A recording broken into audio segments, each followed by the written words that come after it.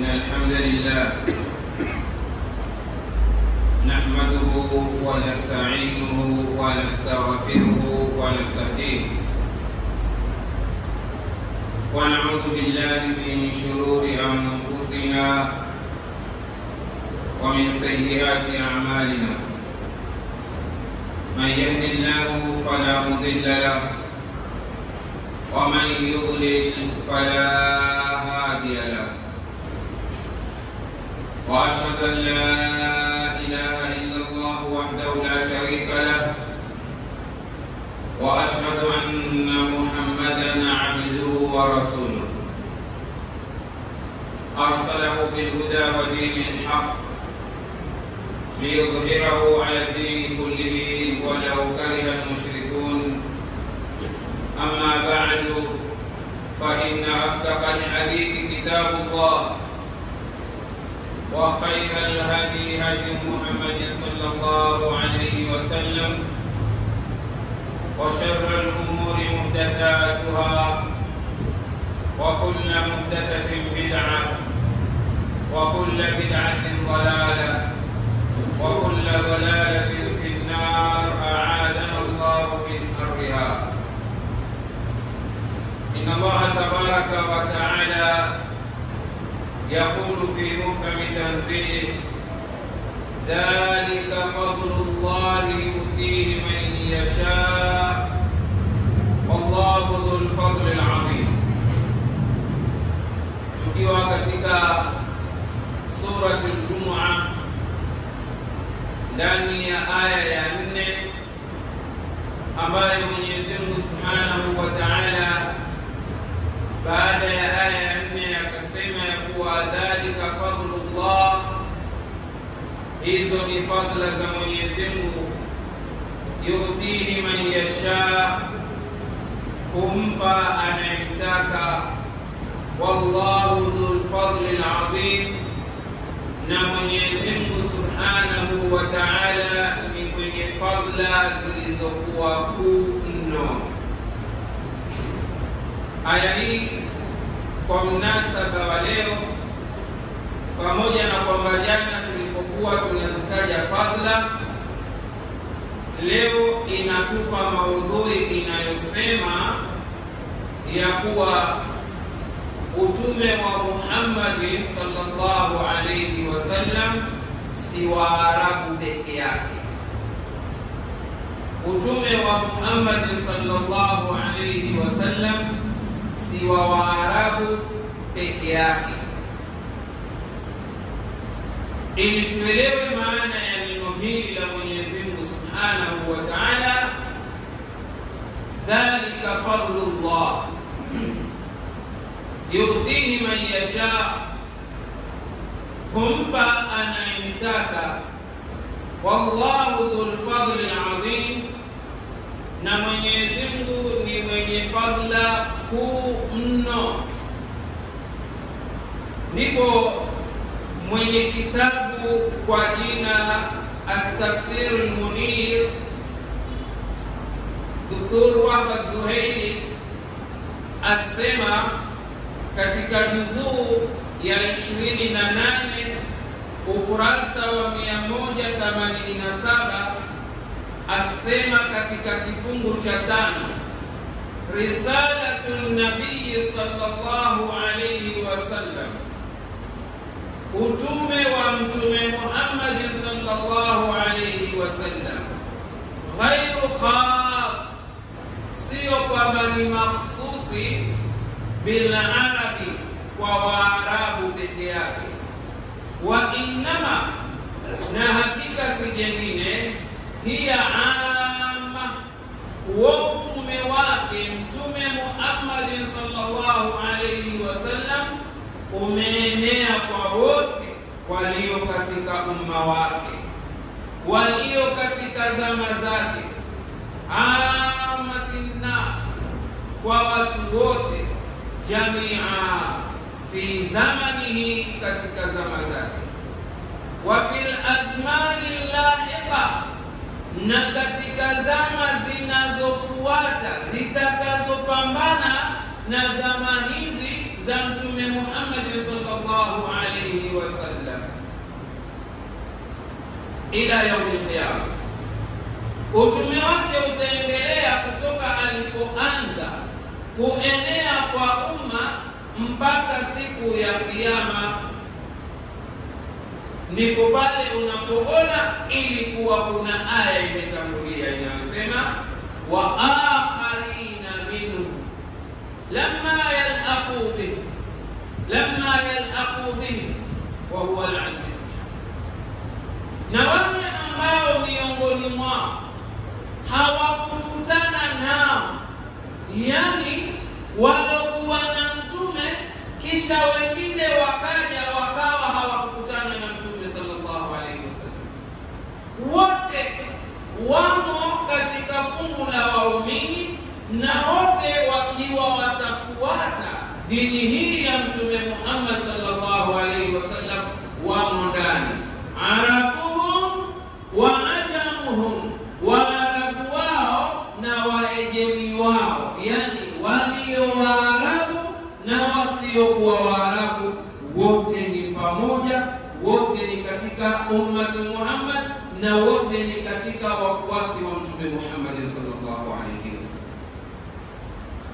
Ukirudi katika kitabu At-Tasheel Litawili Tanzil cha mwanachuoni ambaye mpaka sasa yuko hai, ambaye anajulikana kwa jina Mustafa Al-Adawi, katika juzuu Samia ukurasa wa 229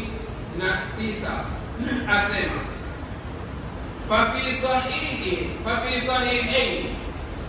imekuja katika sahihi mbili, bimaana sahihi al-Bukhari wa sahihi Muslim, min hadithi Abi Hurairah, kutokana na hadithi ya Abi Hurairah radhiyallahu anhu, radhi za Mwenyezi Mungu zimfikie yeye, qala, asema Abu Hurairah, radhi za Mwenyezi Mungu zimfikie yeye, kunna julusa, hakika sisi tulikuwa tumekaa, inda nabii sallallahu alayhi wasallama, kwa mtume wa Mwenyezi Mungu, rehma na amani zimshukie. Fa unzilat alayhi, mtume akateremshiwa yeye suratul Jumu'ati, suratul Jumu'ah hii tunayoifasiri. Mtume hapo tulipokuwa tumekaa naye, mara akateremshiwa suratul Jumu'ah. Katika hali hiyo Mtume sallallahu alayhi wasallam, miongoni mwa aya ikawa ni aya hii inayosema wa akharina minhum, na wengine miongoni mwao, lamma yalhaqu bihim, hawakutana na wao, wa huwa al-aziz al-hakim. Qala, asema Abu Hurairah, qultu, nikasema, man hum ya Rasulullah, ni kina nani hao ambao Mwenyezi Mungu asema na wengineo miongoni mwao? Wengineo kina nani ewe bwana mtume, kando na sisi tulioko nawe ambao ni maswahaba wako? Man hum, ni nani hao? Alipoulizwa Mtume sallallahu alayhi wasallam, falam yuraji, hakumrejelea kwa jawabu kumjibu huyo aliyemuuliza kina nani hao. Alipokuwa hakumuuliza na hakumjibu, akamuuliza tena. Mtume sallallahu alayhi wasallam hakumuuliza, akamuuliza tena mara ya tatu, man hum ya Rasulullah, ni kina nani hao ewe mtume wa Mwenyezi Mungu? Alipomuuliza mara ya tatu, Mtume sallallahu alayhi wasallam, huyu bwana anaeleza kwamba alipoulizwa mara ya tatu au nilipomuuliza mara ya tatu, wafina, na miongoni mwetu tulokuwa tumekaa pale na mtume Salmanul Farisi. Kuna huyu sahaba ambaye si Mwarabu, ni Mfursi, Salmanul Farisi yuko hapa. Thumma, kisha Mtume sallallahu alayhi wasallam akawa ni mwenye kusema nini? Kabla hajasema Mtume sallallahu alayhi wasallam, fawadaa yadahu ala ra'si Salman al-Farisi, akainua mkono wake akauweka juu ya kichwa cha Salman al-Farisi. Kisha Mtume sallallahu alayhi wasallam faqala, akasema, lau kana al-iman, lau ingelikuwa iman, lau kana al-iman, lau ingelikuwa iman inda Thuriya, iko katika nyota ya Thuriya, lau ingelikuwa iman ipo katika nyota ya Thuriya, yani imewekwa mbali sana, iko juu, na Thuriya ni nyota ambayo iko juu. Sasa Mtume aeleza lao ingekuwa imani iko juu sana mpaka katika nyota ya Thuriya, asema Mtume sallallahu alayhi wasallam, lanalahu, angelifikia kuifuata hiyo imani iliyoko juu kabisa, rijalun, watu, rijalun, rajulun, mtu, au rijalun, au watu, min haulai, kutokana na hawa kina Salman al-Farisi. Na huyu bwana kwa uwezo wa Mwenyezi Mungu, kesho tutamzungumza yeye peke yake, ili yasadikike haya maneno ambayo tumeyasoma leo, aloyasema Mtume, lau ingekuwa iman iko katika nyota ya Thuriya, watu katika kuitafuta, miongoni mwa watu wangelifikia na wakaipata hiyo imani, ni Salman al-Farisi. Alitafuta sana imani mpaka akaipata. Alizunguka miji tofauti na mataifa tofauti mpaka alipoelekezwa iko mahali fulani, na akenda akaifuata. Tuyaachieni hayo, ni kesho siku yake, ikiwa uhai uko na makadirio ya Mwenyezi Mungu Subhanahu wa Ta'ala. Hapa tunachokitaka ni kuangalia ya kuwa, je, huu Uislamu ulikuwa Waarabu peke yake? Hapa tayari tubainikiwa ya kuwa Uislamu ulikuwa si Waarabu peke yake, kama wanavyodai Mayahudi kwamba si dini yetu sisi. Uislamu si dini yetu, Uislamu ni dini ya Waarabu. Ndivyo wanavyodai Mayahudi. Sasa Mtume sallallahu alayhi wasallam, miongoni mwa maswahaba wake ni Salman al-Farisi, huyu ni Mfursi, si Mwarabu. Miongoni mwa maswahaba wake Bilal bin Rabah, huyu ni Mwafrika, na wapo wengi tutawataja katika msururu wa darasa hili tunayoendelea nao. Tunao maswahaba kama 10 ambao si Waarabu, wengine ni Warumi, wengine ni Waafrika ambao wametoka East Africa.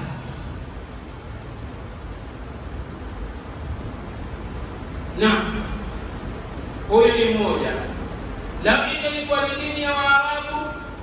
Mtume sallallahu alayhi wasallam alimwambia Salman al-Farisi, sikutumwa kwenu, nimetumwa kwa hawa Waarabu.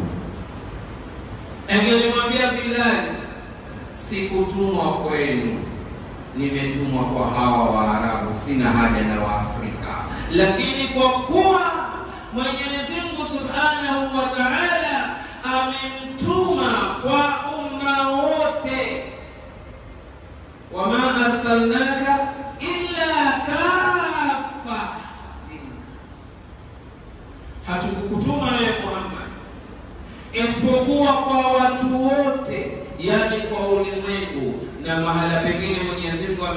illa rahmatan lilalamin, isipokuwa ni rehma kwa walimwengu. Kwa hivyo tumemuona mmoja huyu. Tukirudi katika maelezo ya wanavyoni, mwenye kitabu vile vile At-Tafsir al-Munir, hiyo juzuu ya 28 ukurasa wa 187 asema, innal wahya, hakika wahi huwa Mwenyezi Mungu Subhanahu wa Ta'ala aliyoteremshiwa mtume huyu Muhammad sallallahu alayhi wasallam, wa bi'thatun nabii, na kutuma kwa mtume Muhammad sallallahu alayhi wasallam. Haya yote ni mambo ambayo fadlullah, ni fadla za Mwenyezi Mungu, yutihi man yasha, humpa anayemtaka, humpa Mwarabu, humpa Mzungu, humpa Mchina, humpa Mwafrika, humpa yoyote anayemtaka. Na ndiyo ukauona wahi huu umefika pembe zote za dunia. Ni fadlullahi yutihi man yasha, ni fadla za Mwenyezi Mungu, humpa anayemtaka. Mashariki, wahi wa Bwana Mtume aliyoletewa na Mwenyezi Mungu umefika. Magharibi, wahi aliyotumiliziwa Mtume Muhammad sallallahu alayhi wasallam umefika. Kusini umefika, kaskazini umefika. Dhalika fadlullahi yutihi man yasha min ibadihi, miongoni mwa waja wake. Na ikiwa si fadla kwake mtu haumfikii na haumfai, lau ingalikuwa wafatu, basi kina Abu Jahli walikuwa karibu na wahi kama huwa Bwana Mtume sallallahu alaihi wasallam. Kina Abu Lahabi ni kizazi chake Mtume sallallahu alaihi wasallam, lam yantafi'u bihi, hawakunufaika na. Dhalika fadlullah yutihi man yasha, hiyo ni fadla ya Mwenyezi Mungu, kumpa anayemtaka min ibadihi, kwa waja wake.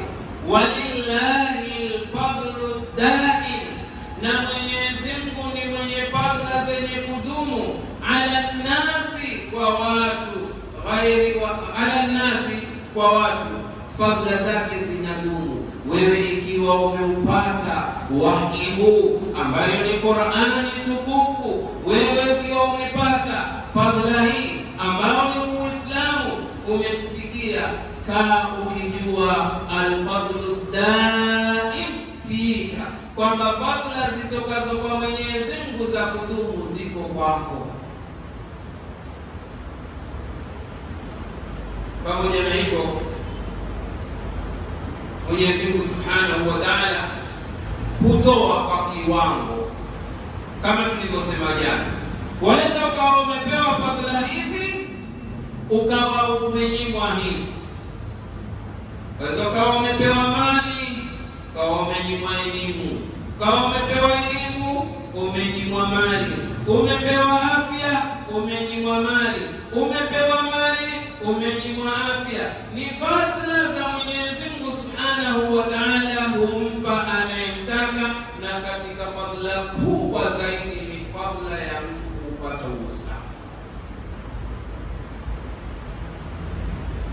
Mwenyezi Mungu Subhanahu wa Ta'ala aliwapa fadhila ya elimu, wakaweza kuitoa elimu yao kuisambaza, na ni dalili kwamba ni fadhila juu ya fadhila. Walopewa fadhila ya mali, wakaweza kuyatumia mali yale, yumfikuna fima yurdi rabbahu, wakawa wanayatoa yale mali kwa kile ambacho kinamridhisha Mwenyezi Mungu. Hiyo ni fadhila ya Mwenyezi Mungu. Kama ukijua, waweza ukawa umepewa hii fadhila ya mali, lakini ikawa wewe ndani yake hutambui fadhila yake, ukakosa kuitumia katika njia zinazoridhisha Allah Subhanahu wa Ta'ala.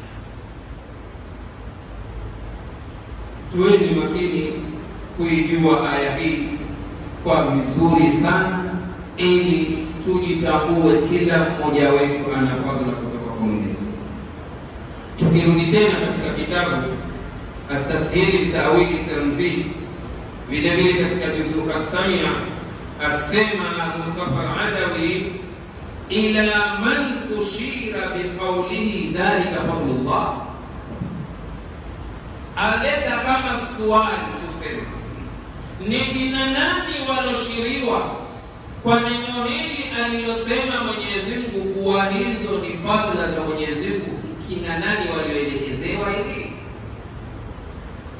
Dhalika asema hilo, wallahu a'lam, Mwenyezi Mungu ndiye mjuzi zaidi wa kujua hilo.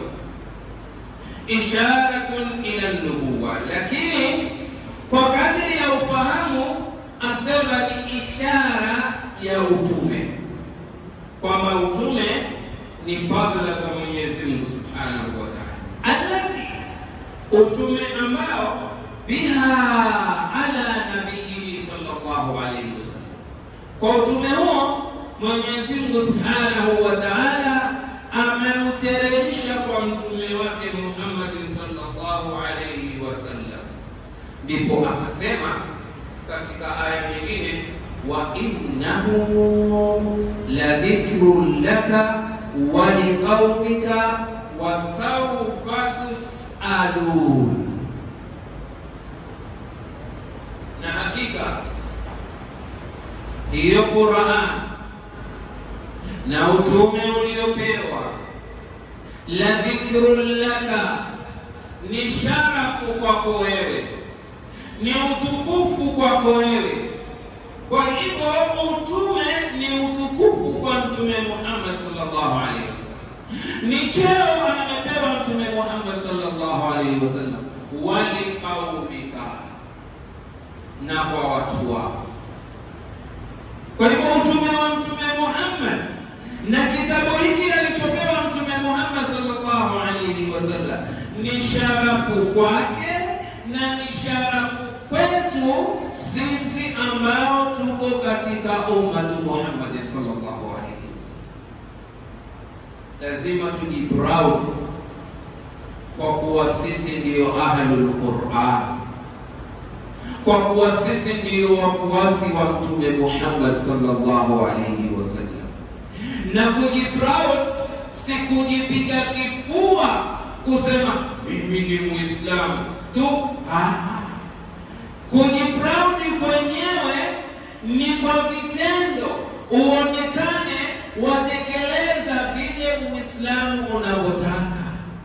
Wajiproud vile alivyokuelekeza Mtume ufanye, wajiproud vile alivyokukataza Mtume uache.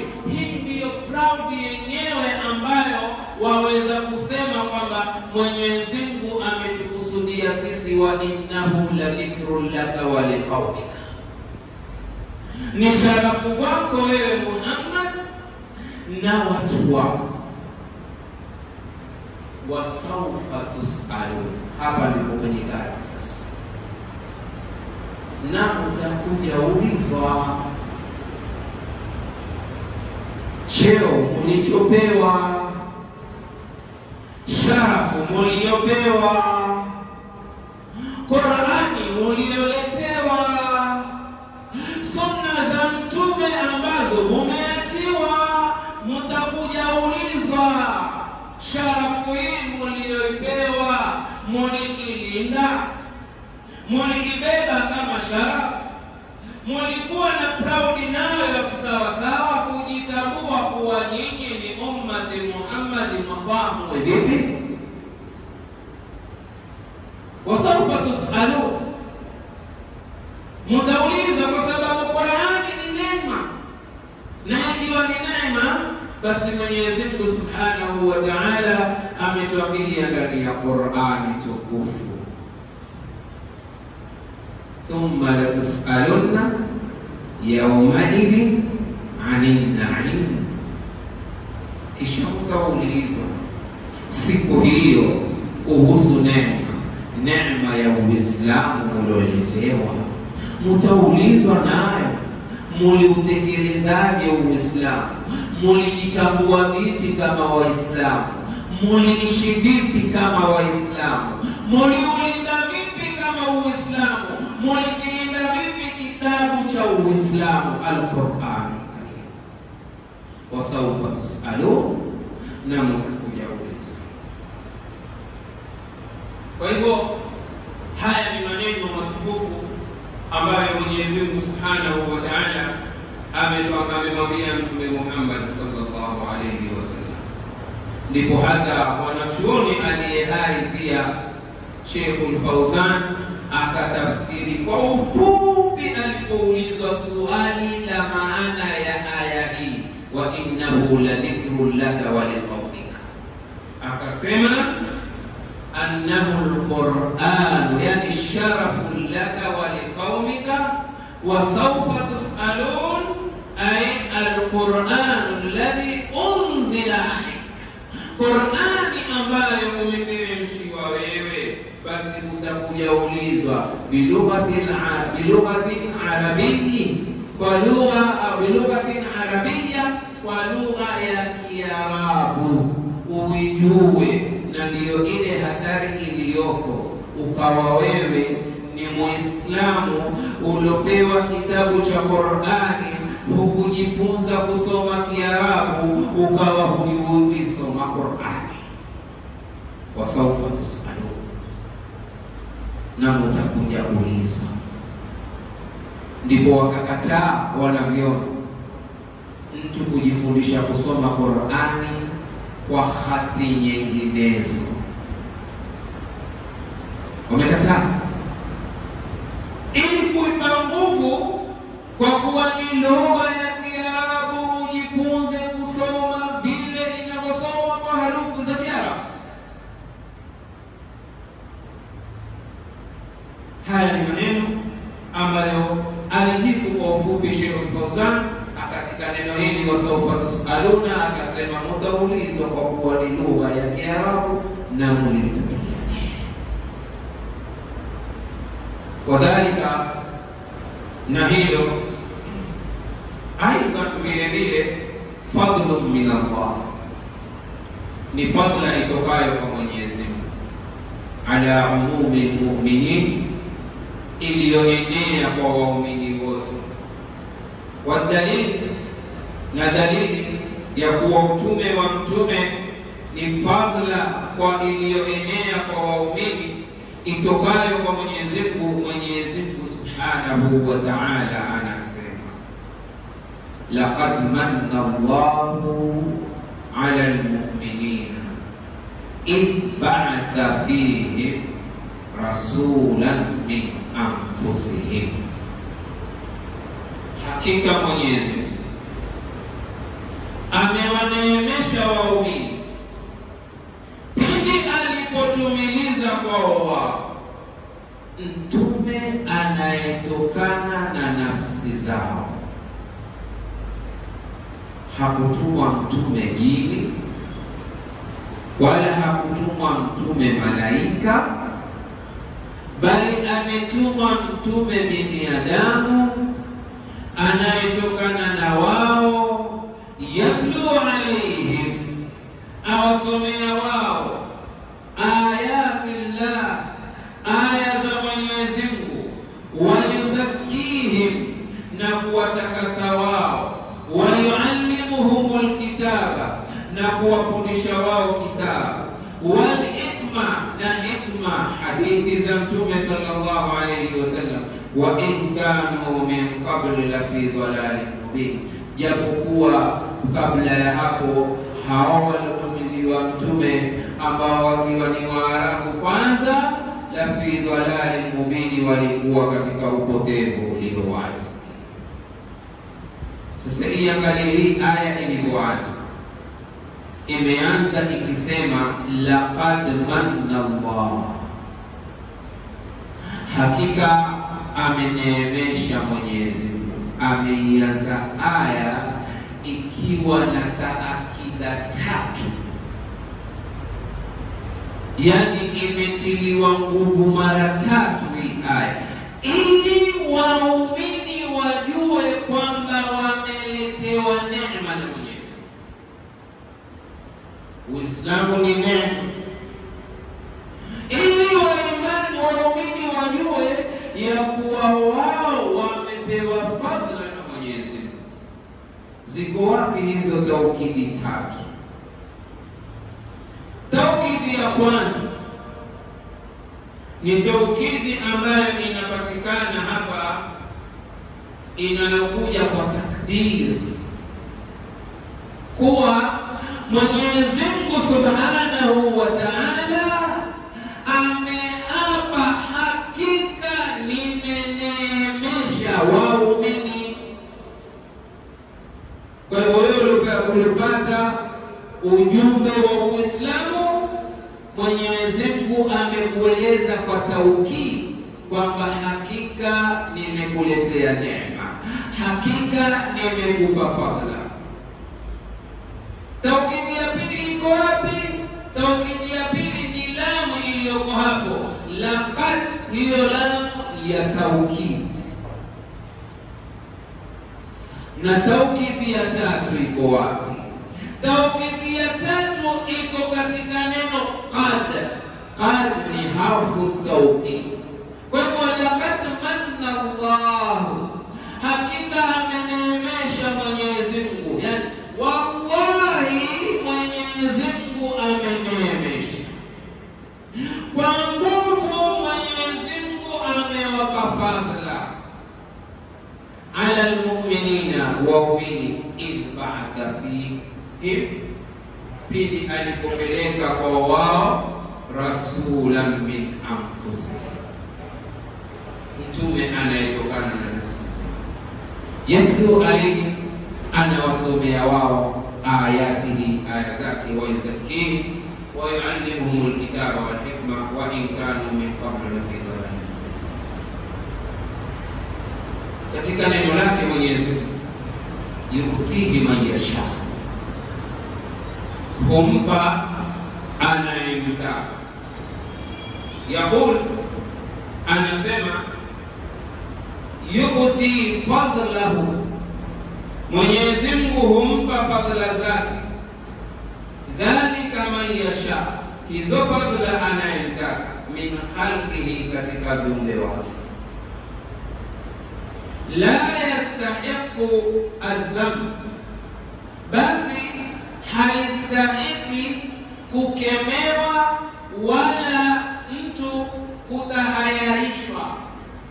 Yani ikiwa Mwenyezi Mungu kachukua fadhila kampa mja, na mwingine fadhila kama zile akawa hakuzipata aina ile, haistahiki wanadamu kumtahayarisha yule ambaye hakupewa fadhila zile.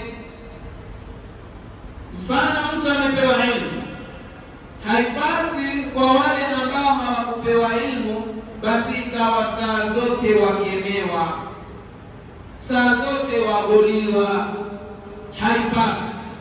Na mara nyingine kaa ukijua hizi fadhila Mwenyezi Mungu ni mgao wake, ajua namna ya kugawa. Yutihi man yasha, humpa anayemtaka katika waja wake.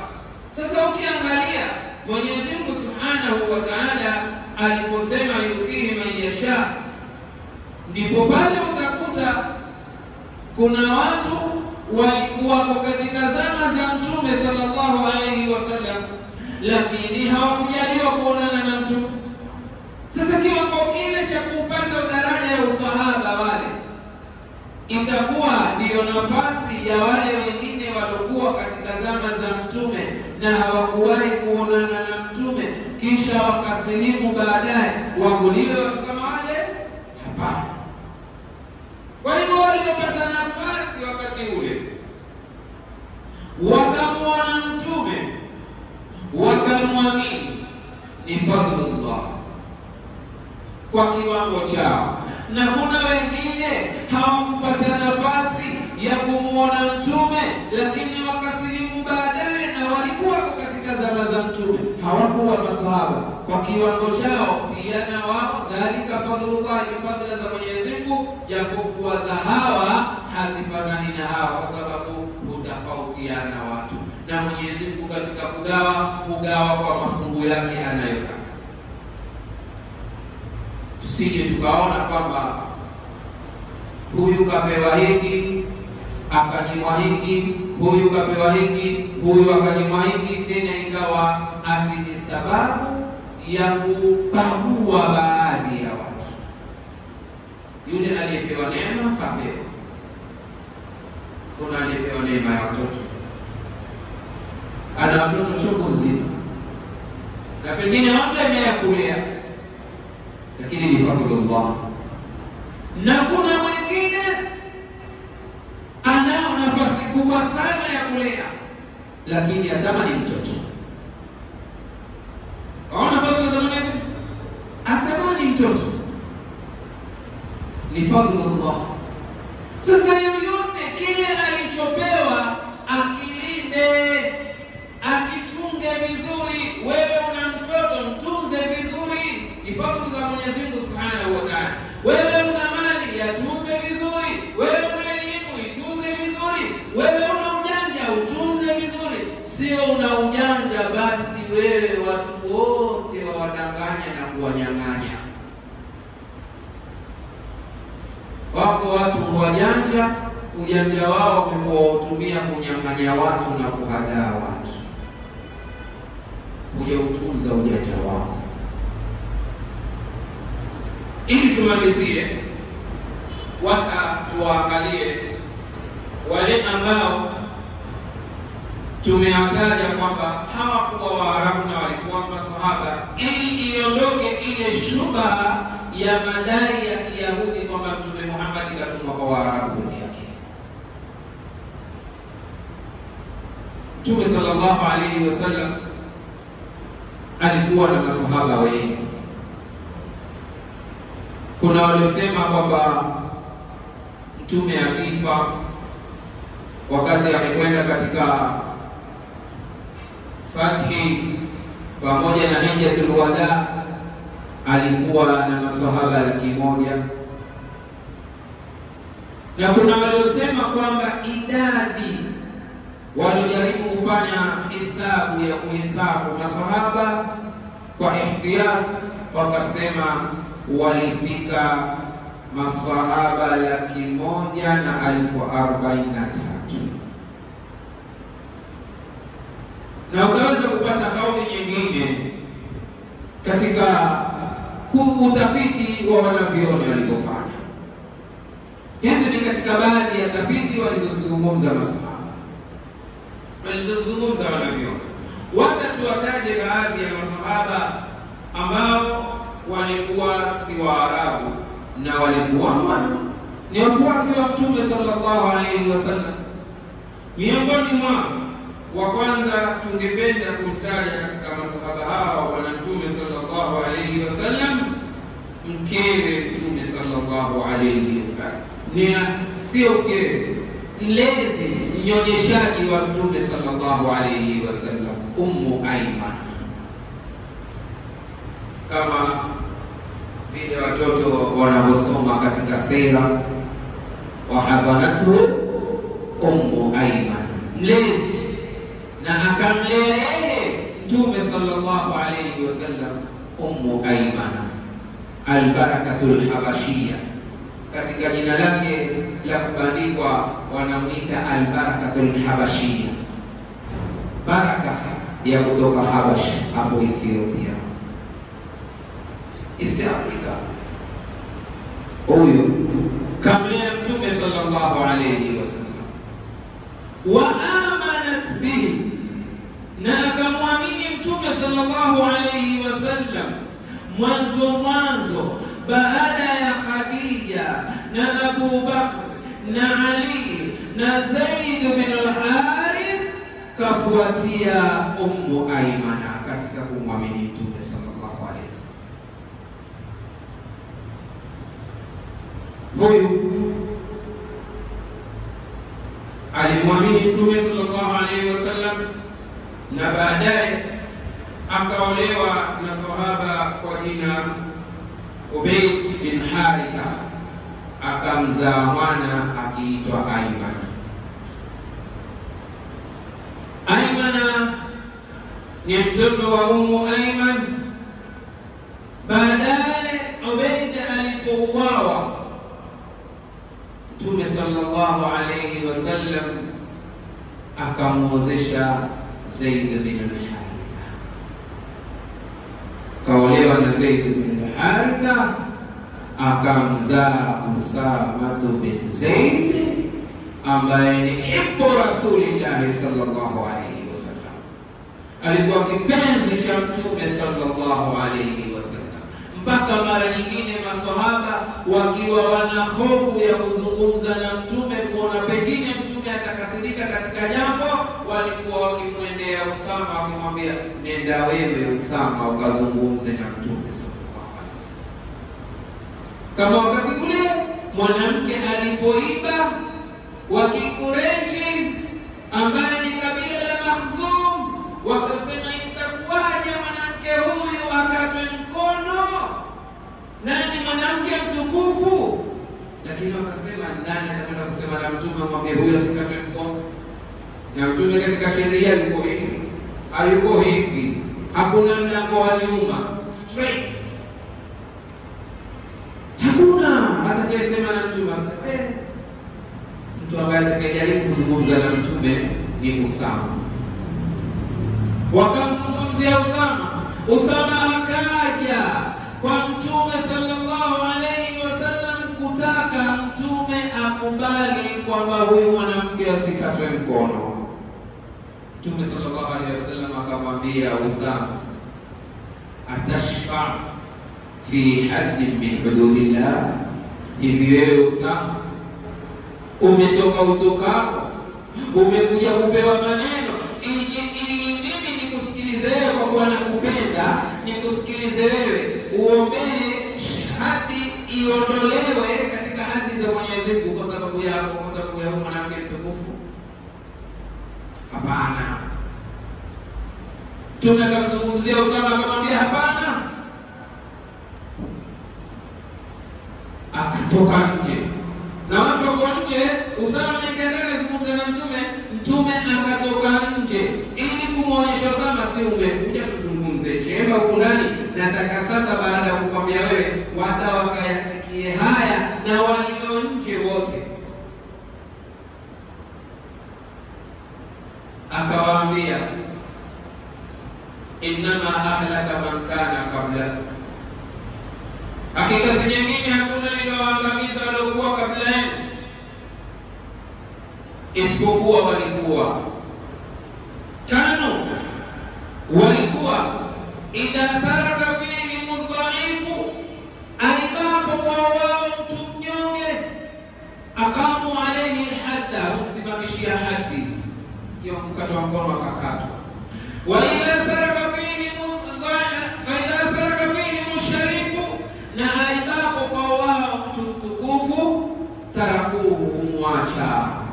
Mimi siko hivyo. Kwa hivyo umeleta Usama, na waambia hakuna sheria mwezi ni kukatwa kwa. Amemwambia kizazi chake, kisha amewambia wale waliokuja kumtuma Usama paruanja, kisha akawaambia tena, sikilizeni, si mmeleta Usama kwa kuwa nampenda, wa aimullah, na hapa Mola, lau anna Fatimata binta Muhammadin, lau ingekuwa Fatima binti ya Muhammad sarakat, ndiye aliyeiba, la qata'tu yadaha, ningelikatilia mbali mkono wake. Wacha Usama, Fatima kikuku cha roho yangu, kikuku cha moyo wangu, lau ingekuwa ni yeye aliyeiba, basi hadi hii ya kukatwa mkono ningelikatilia mbali. Huyu ni Usama ambaye ni mtoto wa Ummu Aiman al-Habashi. Mwingine katika masahaba ni Bilal bin Rabah ambaye pia ni Muhebeshi. Wengi wetu tunajua historia yake, alipokuwa ni mtumwa wa Umayya na alipoadhibiwa mpaka akanunuliwa na Abu Bakari akakombolewa, na Mwenyezi Mungu akamjalia katika vita vya Badri akapambana na huyo aliyekuwa sayyidi wake ambaye ni Wahshi, akamwambia la najauta innaja, hutaokoka leo ikiwa kuna mwenye kuokoka. Na naam, Bilal akamua umeidika. Mwingine kati ya hawa ni Mariyatul Qibtiyya. Mariyatul Qibtiyya huyo alitoka Misri, aliletewa Mtume sallallahu alayhi wasallam zawadi wakati Mtume sallallahu alayhi wasallam alipopeleka barua kwa wafalme katika nchi tofauti. Kuna walozichana barua za Mtume sallallahu alayhi wasallam kama Kisra, na kuna wale ambao walizipokea wakatoa majawabu mazuri, na wengine wakatoa zawadi kama Muqawqis kutoka Misri. Akamletea Mtume zawadi ya huyu Mariyatul Qibtiyya awe ni kijakazi wake, akamletea na mbagaa. Mbagaa ni mnyama chini ya farasi juu ya punda, na sana amefanana na punda. Akaletewa Mtume sallallahu alaihi wasallam. Mtume sallallahu alaihi wasallam akamtia suriani huyu, akawa ni mkewe, na ndiye huyu aliyemzalia Mtume sallallahu alaihi wasallam mwanawe Ibrahim. Kama tunavyojua, Mtume ana watoto 7. Miongoni mwa watoto hawa mmoja ni Ibrahim aliyezaliwa na huyu Mariyatul Qibtiyya ambaye hakuwa mwana. Sahaba watatu, na alikufa katika mwaka wa 19 au 16 Hijri. Mwingine ni Salim maula Abi Hudayfa. Huyu naye ni Mfursi,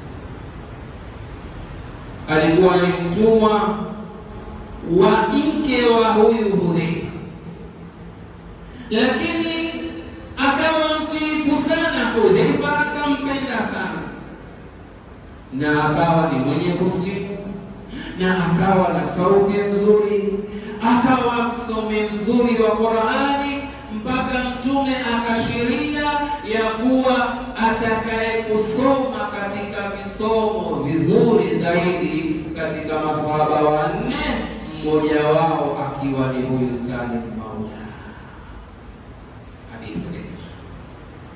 Hakuwa Mwarabu. Ndio tujue kwamba Mtume hakutumwa kwa Waarabu peke yake. Tuachane na fikra za wengine wanaosema maneno haya. Watano ni Salman al-Farisi. Huyu tumesema tutamzungumza kesho, tuangalie namna alivyotafuta imani. Vile vile mwingine wa 6 ni Jaban Abu Maimun. Ni Jaban Abu Maimun bin al-Aqrad, ni katika kabila la hawa ambao watu waita Wakurdi, ni katika masahaba ambao walikuwa watiifu sana wa Mtume sallallahu alaihi wasallam. Mwingine miongoni mwao ni Fairuz, sahaba ambaye alikuwa Fairuz ad-Dailami. Huyu ni Mfursi pia, na huyu ndiye yule aliyemuua Al-Aswad al-Insi. Aswad al-Insi ni miongoni mwa watu wanaodai utume, kwa maana yeye ni mtume. Huyu Al-Aswad al-Insi akauawa na huyu bwana, mpaka Mtume sallallahu alayhi wasallam akasema qutila al-Aswad al-Insi layla, ameuawa Al-Aswad al-Insi usiku. Kisha akasema Mtume sallallahu alayhi wasallam ameuawa na mtu mwema ambaye ni huyu bwana anayejulikana kwa jina Fairuz ad-Dailami. Mwingine katika masahaba ambao hawakuwa Waarabu ni Wahshi, Ethiopia. Na wengi wetu tunajua, na wale wanaangalia risala zile za la kifo cha Hamza katika vile vita vya Uhud, wanamuona yule mtu anayeakti kama Wahshi. Huyu naye ni katika masahaba ambao walifanya mambo mazito katika kuumiza Uislamu. Huyu ndiye aliyemuua Hamza. Akasikia dhiki sana baadaye. Alimuua Hamza huyu bwana, na Waislamu wakasikia dhiki sana, na Mtume akasikitika sana. Lakini kwa kuwa ni dini ya umma huu, ni dini ya kila mlimwengu atakaye kuingia katika Uislamu, akaja kwa Mtume sallallahu alayhi wasallam akasilimu. Alipokuja na Mtume hamjui vizuri, akamwambia mimi ndiye Wahshi. Mtume akamuuliza, wewe ndiye yule uliyemuua Hamza? Nafikiri wale ambao walikuwa wanahudhuria vikao vya alfajiri wajua tokeo kama hili tulilolizungumza. Mtume sallallahu alaihi wasallam katika mazungumzo ya kifo cha Hamza na huyu bwana Wahshi, Mtume alipokuja Wahshi kwa Mtume kumweleza kuwa mimi ndiye Wahshi, Mtume akamwambia, wewe ndiye Wahshi? Ndiyo, mimi ni Wahshi. Katile Hamza, wewe ndiye uliyemuua Hamza? Akamwambia, mimi ndiye niliyemuua Hamza. Mmoja katika wanavyuoni asema, lao hadithi aliyoisikia lao ungekuwa sikuiona katika Sahihi al-Bukhari, hadithi hii singelikubali. Sababu Mtume alisema maneno mazito sana. Alimwambia Wahshi, ikiwezekana uwe utasimama mbele ya uso wangu, uwe utanionyesha uso wangu, jaribu uso wako mbele yangu, jaribu usinionyeshe. Kuna Mtume amwambia Wahshi maneno haya, amwambia kwa sikitiko na huzuni aliyoipata kwa Wahshi kumuua Hamza. Pia ataka kumfanya Wahshi ya kuwa usije ukanifanya wakati mwingine pengine na mimi nikapata zile hamasa nikakufanyia visivyo na wewe sahaba wangu. Kani Mtume sallallahu alaihi wasallam, sije mara nyingine nikapanda na hasira kila nikikumbuka Hamza na ulivyomfanya. Kwa hivyo usipende sana kusimama mbele ya uso wangu. Sio kama nakufukuza kwenda zako, sahaba wangu, lakini usipende sana ili sije likatokea hili. Huyu ni Wahshi. Mwingine katika masahaba wake ni Adas. Adas ni yule ambaye alipomsikia aliyemletea Mtume chakula tembe wakati ameumizwa na watu wa Taif, alipopurwa mawe akadondokwa na damu na huku Zaida anamtetea, Mtume akaingia katika shamba akiwa Adasi ni mtumishi katika hili shamba. Akaja yule bwana akampa tende, akapokea. Mtume sallallahu alaihi wasallam alipopokea, alipokuwa atakakula, Mtume akasema bismillah. Aliposema bismillah, akamwambia maneno haya ni maneno ya watu watukufu, ni maneno ya kina Yunus bin Matta. Mtume akamuuliza, min aina anta, wewe tokapi wewe Adas? Akamwambia, ana min Nainawa, mimi nimetoka upande wa Nainawa, Iraqi. Akamwambia, Yunus bin Matta, wazungumzia Yunus bin Matta? Akamwambia, naam, Yunus bin Matta. Haya ni maneno ya kina Yunus bin Matta. Mtume sallallahu alaihi wasallam akamwambia, dhaka akhi, huyo ni ndugu yangu kwa sababu ni mtume, na mtume kama alivyosema Mtume sallallahu alaihi wasallam, al-anbiya'u ikhwa, mitume ni ndugu, wa dinuhum wahid, na dini yao ni moja. Mwingine ni Sharin bint Sham'un.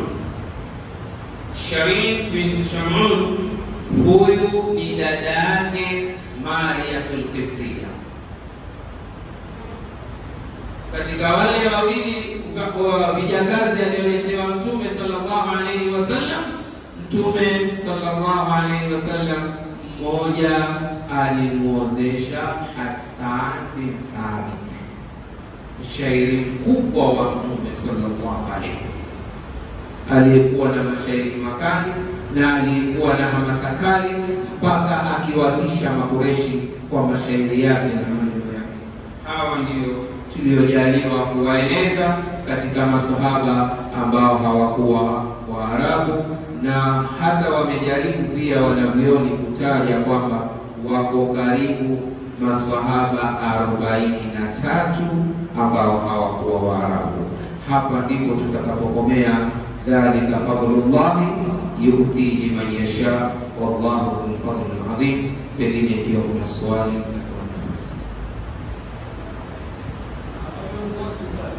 Naam, ndio.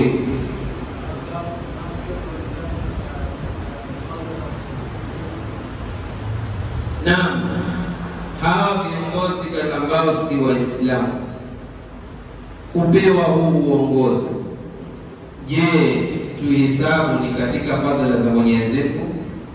Naam, tunahesabu ni katika fadhila za Mwenyezi Mungu, lakini itakuwa ni fadhila kwao duniani peke yake, sio akhera.